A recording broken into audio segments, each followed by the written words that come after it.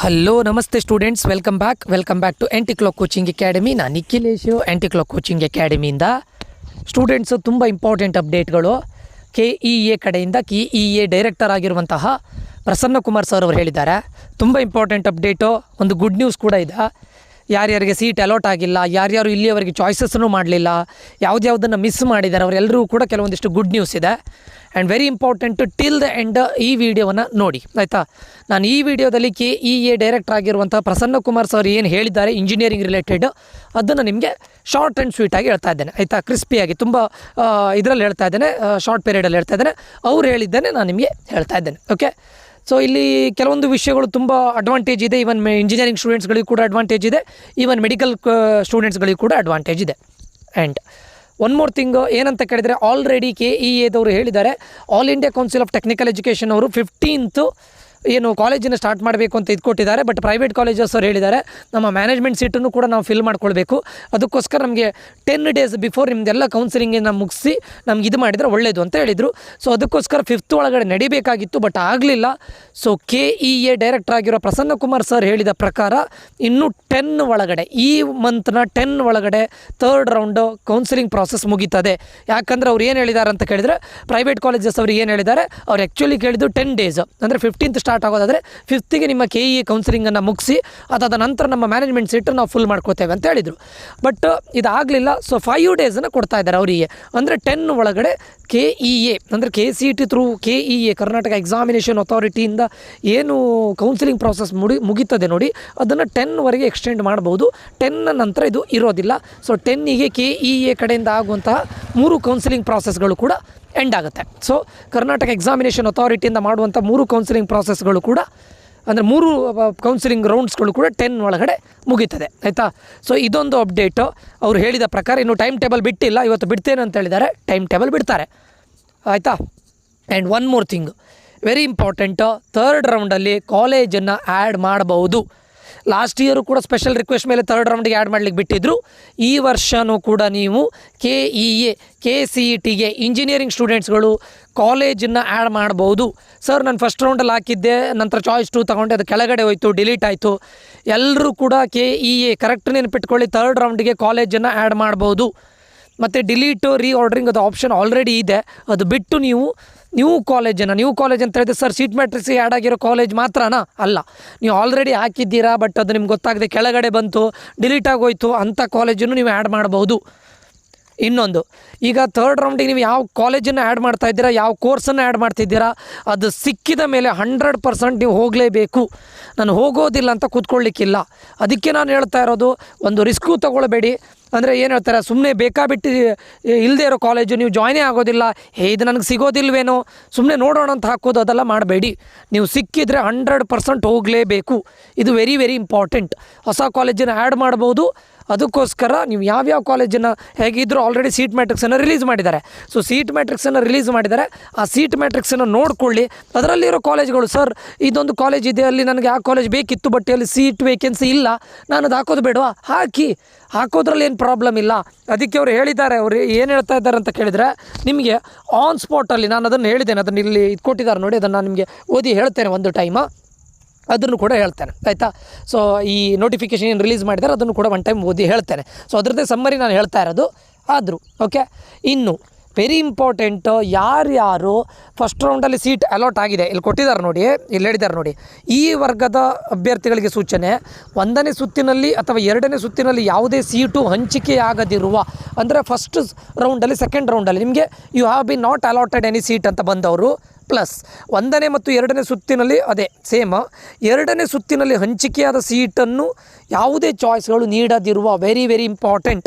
ನಿಮಗೆ 2nd ರೌಂಡಲ್ಲಿ ಯಾವುದೊಂದು college ಆಗಿದೆ, ಬಟ್ ನಿಮ್ಗೆ ಗೊತ್ತೇ ಇಲ್ಲ, ಚಾಯ್ಸ್ ಮಾಡಬೇಕಂತಲೇ ಗೊತ್ತಿಲ್ಲ, ಚಾಯ್ಸ್ 1 ಮಾಡಿಲ್ಲ, ಚಾಯ್ಸ್ 2 ಮಾಡಿಲ್ಲ, ಚಾಯ್ಸ್ 3 ಮಾಡಿಲ್ಲ, ನಿಮ್ಮನ್ನು KEAದವರು ಸಿಸ್ಟಮಿಂದ ಹೊರಗಡೆ ಹಾಕಿರ್ತಾರೆ ಇವಾಗ ಆಲ್ರೆಡಿ, ಆಯಿತಾ. ಟಿಲ್ ದ ಎಂಡ್ ವಾಚ್ ಮಾಡಿ. ನೆಕ್ಸ್ಟ್ 2ನೇ ಸುತ್ತಿನಲ್ಲಿ ಚಾಯ್ಸ್ 1 ಆಯ್ಕೆ ಮಾಡಿದ್ದೀರಾ, 2nd ರೌಂಡಲ್ಲಿ ಒಂದು ಸೀಟ್ ಅಲಾಟ್ ಆಯಿತು, ಚಾಯ್ಸ್ 1 ಆಯ್ಕೆ ಮಾಡಿದ್ದೀರಾ ಅಥವಾ ಚಾಯ್ಸ್ 2 ಆಯ್ಕೆ ಮಾಡಿದ್ದೀರಾ, ಬಟ್ ಶುಲ್ಕ ಪಾವತಿ ಮಾಡಿರೋದಿಲ್ಲ, ಫೀಸ್ ಪೇಮೆಂಟ್ ಮಾಡಿರೋದಿಲ್ಲ, ಏನು ಡೆಪಾಸಿಟ್ ಮಾಡಬೇಕಲ್ಲ 1 lakh ಚೇಂಜು, ಅದನ್ನು ಮಾಡಿರೋದಿಲ್ಲ ಅಂಥ ಸ್ಟೂಡೆಂಟ್ಗಳು.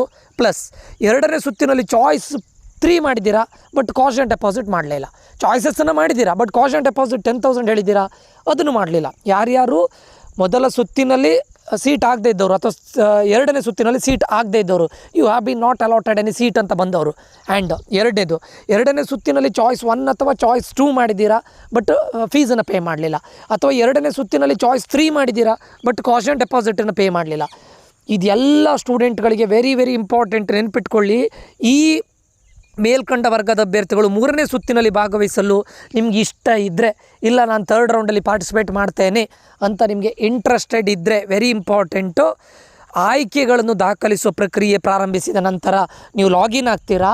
ಲಾಗಿನ್ ಆದ ನಂತರ ನೀವು 10,000 ಕಾಷನ್ ಡೆಪಾಸಿಟ್ ಕೊಡಲೇಬೇಕು.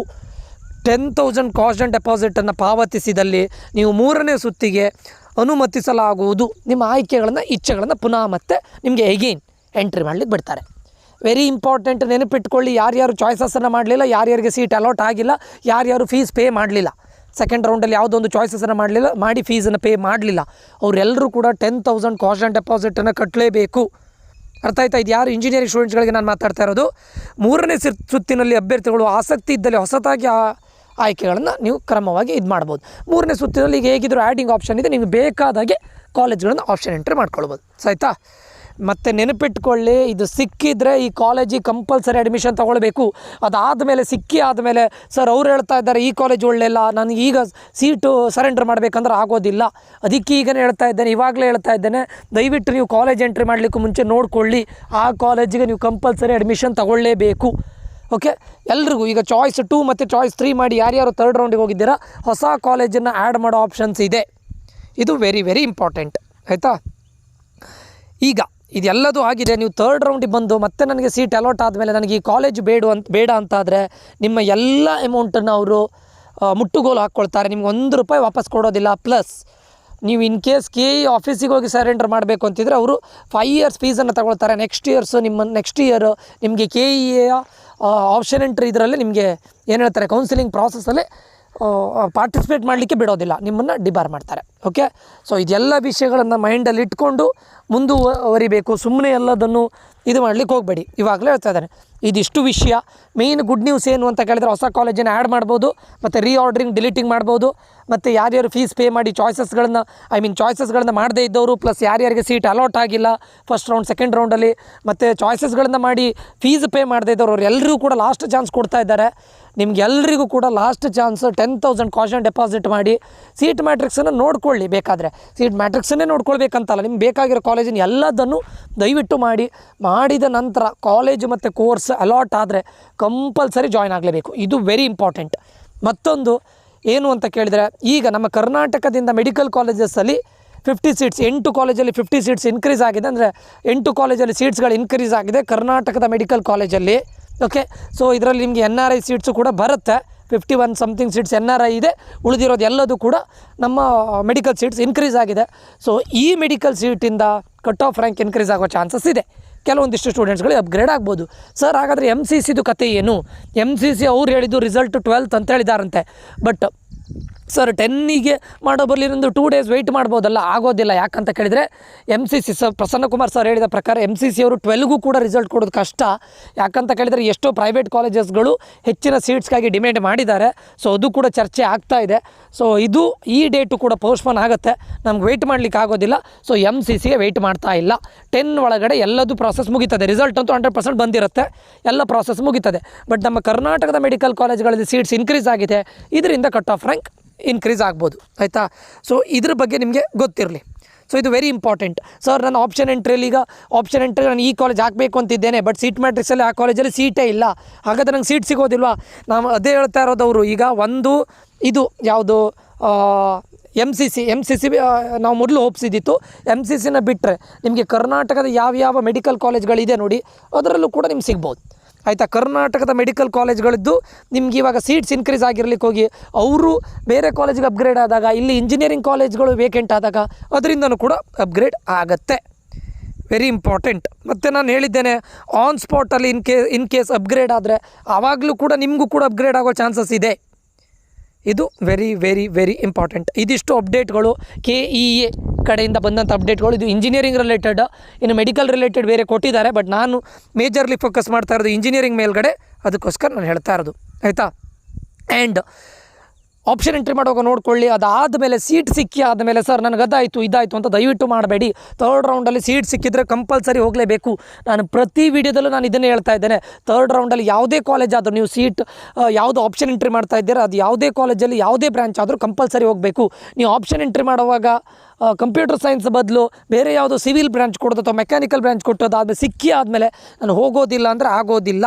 Very important. ಆ್ಯಂಡ್ ಉಳಿದಿದ್ದನ್ನು ನಾನು ಆಲ್ರೆಡಿ ಅಪ್ಡೇಟ್ ಕೊಟ್ಟಿದ್ದೇನೆ, ಸರಿನಾ? ಸೊ ಈಗ ಮತ್ತೆ ಯಾರ್ಯಾರು ಸೀಟ್ ಮ್ಯಾಟ್ರಿಕ್ಸ್ ನೋಡಿಕೊಂಡು ಸರ್ ಆ ಕಾಲೇಜಲ್ಲಿ ಸೀಟ್ಸೇ ಇಲ್ಲ ಎಲ್ಲದರಲ್ಲೂ 0-0 ತೋರಿಸ್ತಾ ಇದೆ ನಮ್ಮ ಕ್ಯಾಟಗರಿಗೆ, ಸರ್ ಈ ಥರ್ಡ್ ರೌಂಡಲ್ಲಿ ನಮ್ಗೆ ಸಿಗೋದಿಲ್ವ? ನಾನು ಅದೇ ಹೇಳಿದೆ ನೋಡಿ, ಆನ್ ಸ್ಪಾಟಲ್ಲಿ ಆಗುತ್ತೆ. ಯಾವಾಗ ಒಬ್ಬ ಸ್ಟೂಡೆಂಟಿಗೆ ಅಪ್ಗ್ರೇಡ್ ಆದರೆ ಆ ಸೀಟ್ಗಳು ಆನ್ ಸ್ಪಾಟಲ್ಲಿ ಸೀಟ್ ಮ್ಯಾಟ್ರಿಕ್ಸಿಗೆ ಆ್ಯಡ್ ಆಗುತ್ತೆ.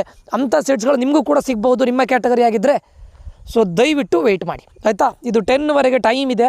ಯಾರ್ಯಾರು ಏನೇನು ಮಾಡಿಲ್ಲ ದಯವಿಟ್ಟು ಮಾಡಿ. ಮತ್ತು ಯಾರ್ಯಾರು ಚಾಯ್ಸಸ್ಗಳನ್ನು ಮಾಡಿಲ್ಲ, ಫೀಸ್ ಪೇ ಮಾಡಿಲ್ಲ ಅಂಥ ಸ್ಟೂಡೆಂಟ್ಸ್ಗಳಿಗೆ ಈ ವಿಡಿಯೋವನ್ನು ಶೇರ್ ಮಾಡಿ. ಯಾಕಂದರೆ ಅವ್ರಿಗೆ ಹೆಲ್ಪ್ ಆಗುತ್ತೆ. ತುಂಬ ಡೌಟಲ್ಲಿದ್ದಿದ್ರು ಅವರಿಗೂ ಕೂಡ ಹೆಲ್ಪ್ ಆಗುತ್ತೆ, ಸರಿನಾ? ಸೊ ಇದಿಷ್ಟು ಈ ವಿಡಿಯೋದಲ್ಲಾಗಿರುತ್ತೆ. ಈ ವಿಡಿಯೋ ಇನ್ಫಾರ್ಮೇಟಿವ್ ಆಗಿದ್ದರೆ ಲೈಕ್ ಮಾಡೋದನ್ನು ಮರಿಬೇಡಿ, ಶೇರ್ ಮಾಡಿ. ಅದೇ ರೀತಿ ನನ್ನ ಚಾನಲ್ಗೆ ಸಬ್ಸ್ಕ್ರೈಬ್ ಮಾಡೋದನ್ನು ಮರಿಬೇಡಿ. ಇದೇ ರೀತಿ ವೀಡಿಯೋಗಳನ್ನು ಮುಂದೆನೂ ಕೂಡ ಆಗ್ತಾ ಇರ್ತೇನೆ. ನಿಮ್ಮ ಇಂಜಿನಿಯರಿಂಗ್ ರಿಲೇಟೆಡ್ ವೀಡಿಯೋಸನ್ನು ಕೂಡ ಅಪ್ಡೇಟ್ ಮಾಡ್ತಾ ಇರ್ತೇನೆ ಅಂತ ಹೇಳ್ತಾ ಇಲ್ಲಿಗೆ ವಿಡಿಯೋ ಎಂಡ್ ಮಾಡ್ತಾ ಇದ್ದೇನೆ. ನಾನು ನಿಖಿಲೇಶ್ ಸೈನ್ ಆಫ್ ಆಗ್ತಾ ಇದ್ದೇನೆ. ಮುಂದಿನ ವೀಡಿಯೋದಲ್ಲಿ ಮತ್ತೆ ಸಿಗ್ತೇನೆ. Until that, love you all, bye, take care students.